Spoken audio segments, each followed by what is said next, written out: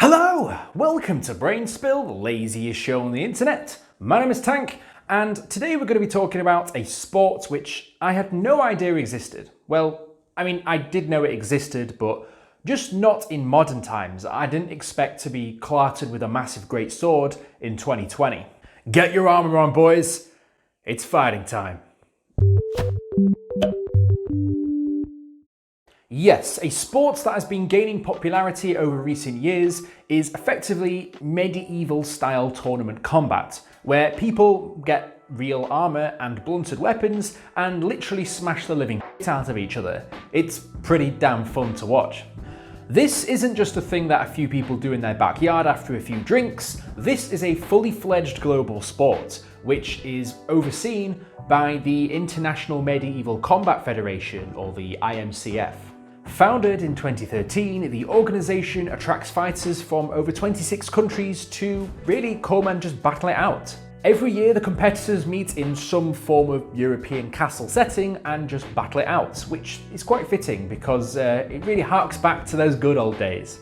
The event is followed in what seems like era-appropriate festivities, and people are there to fight from all corners of the globe. No, it's not a battle to the death. People are out once they fall and hit the floor. I know it's medieval combat, but we're not savages here, people. We've got some class.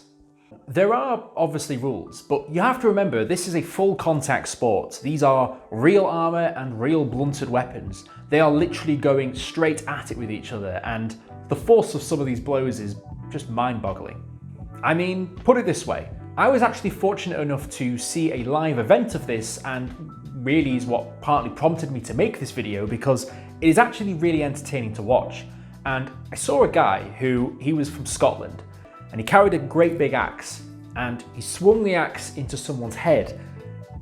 And if that person wasn't wearing that helmet, he'd be dead. So you want to make sure that the armor you have is pretty legit, because these guys hit real hard. My research consisted of a lot of YouTube videos and a lot of fights that are online, and you can see fights from all different ranges of people doing one-on-one combat, from small skirmish groups to massive wide events with hundreds of people involved. It's crazy. On the smaller end of the scale, like I said, we've got the 1v1 combat where people fight one-on-one. But it's largely in a certain class, so it might be a sword and shield one-on-one, it might be a long sword, a sword and buckler one-on-one. Really, it's just to kind of match it up. But then there's the more large-scale dogfights you can have. So you can have like a 5v5, a 12v12, a 16v16, you can even have 30v30. That's 60 people on that battlefield, and you know you're watching an actual war when that happens. What I thought was really interesting in my research into this was during the 10th anniversary of the Battle of Nations, they decided to do a 150 v 150 fight. And yes, you can go on YouTube and watch it. It's pretty special. Sweet baby Jesus, that's a lot of people. I guess if you just get enough people together and they agree to fight on the right terms, that anything can happen. It's all in the name of sport, people. Now, you may be wondering about the title of this video, because as you are probably aware, MMA is more than just getting hit and knocked to the ground. When you watch a real MMA fight, you see some of these fighters on the ground and they are getting the living hell pummeled out of them. So why is that not the case for what I've just been discussing? Well, that's only one part of the sport. There is a whole other part I haven't yet told you about, so brace yourselves, people.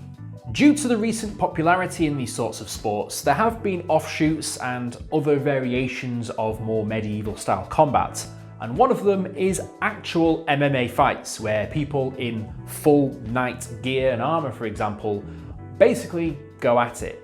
Still with weapons, but things get a little bit more vicious. Just to give you an example of this, I will now watch a video for your viewing pleasure, just to give you an idea of what I'm talking about. Alrighty, here we go.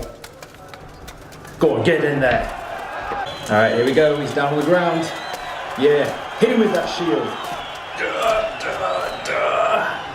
No chance. No chance. So, Sky Sports should probably invest into this a little bit more. The objective of this medieval MMA is that you get points either by submission, knockout, or death. Yeah, that's an actual rule. Which of course allows rules of kicking, punching, elbowing, kneeing, and just doing anything you can to get your opponent onto the ground. So very, very similar rules apply. And oh yeah, you can also use your weapons as well. Most fights are typically about 3 rounds each, and each round is about 3 minutes long. And you're probably thinking, that's not very long at all.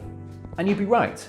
But in the grand scheme of things, these guys are wearing full plate armor and getting the living hell pummeled out of them, so I don't think anybody would be able to even go on much longer than that if they're not knocked out or killed in the process.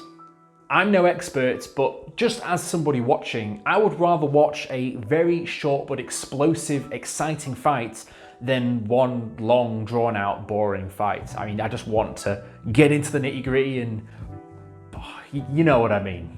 Typically, a knockout is basically once somebody is knocked down and they can't physically get back up. If you're wearing that armor and you're on the ground and somebody's still punching you, I can't imagine it's easy. So I think a real key part of this is trying to stay on your feet, which is hard when you've got a guy who's swinging a sword at you. So these guys are incredibly fit and probably have balls of steel. You can of course win by points, which a lot of the time is marked up for clean shots on your opponent and things like that. So again, it's very similar to other fighting sports like boxing and MMA. Now, this is a relatively new sport, and although there is a rule that you win if you kill your opponent, nobody's actually died as far as I'm aware in this sport, so as of yet, nobody has yet to claim that title. But who knows, it might happen in the future with some of the ferocity that some of these fights go at. I mean, there's a first time for everything, I guess. Now, like I said before, there are rules to these sorts of sports, and although that there is a rule where you can literally kill your opponent, there are certain things that you can't do and you can be possibly disqualified for doing so. This includes effectively lying about being in the right weight class, if you try and choke out your opponent, if you try and remove their armor during a fight, and also if you try and purposely go for a weak spot, such as trying to poke their eyes or something like that. So if you want to be an arsehole, yes, you can be disqualified, and to be honest, you don't really want to be in that position if you're trying to sort of cheat your way through it in the first place. I've never tried a sport like this before, but you know, if anyone has, why don't you let me know? Let me know about your experiences. Tell me if it is as goddamn brutal as it looks on these videos, because from a viewer perspective, it's great entertainment. Ali Askarov, a marshal of the Historical Medieval Protective International Association, said the following: "The level of discipline among the fighters has increased in comparison with the last year. The fighters go out on time, dress up quickly, go out in their lists faster as well. The athletes demonstrate respect and understanding about the decisions of the martial board working in the lists. The culture of sports has grown a lot." So yeah, these guys are taking the sport very seriously, which is a good thing, because if everybody is respecting the sport that they're playing in, it just gives it more ground to grow and grow in the future. In the sword and shield category, the skills of the fighters has increased, and many athletes demonstrated interesting fights. In the longsword category, fighters from Argentina and Mexico have shown much better results. In general, the participants showed a high growth over the past year. They've trained hard, gained experience. It was very exciting to watch the fights. And that's awesome. Bring your game up and keep making better fights. Keep making the sport ever more entertaining and growing to a wider audience. I'm sure it will be a massive thing in the future. So yeah, like I said, I've watched it before myself and it was incredibly entertaining. I've even got a mate that actually fights and does it himself, and the amount of training he's put into it and the fact that he can travel the world to play, it's really, really cool. If you like the video, be sure to like and subscribe. If you want to be notified as soon as I upload my next video, be sure to hit the bell button. And if you've got any ideas for topics you'd like me to discuss next, let me know down in the comments below. As always, sources used in the video will be in the description. Right, well, when I was researching this video, I bookmarked a load of videos that I wanted to go back and watch because some of these fights were very entertaining, and I'm now going to grab my popcorn and do just that. I'll see you guys in the next video. Fantastic.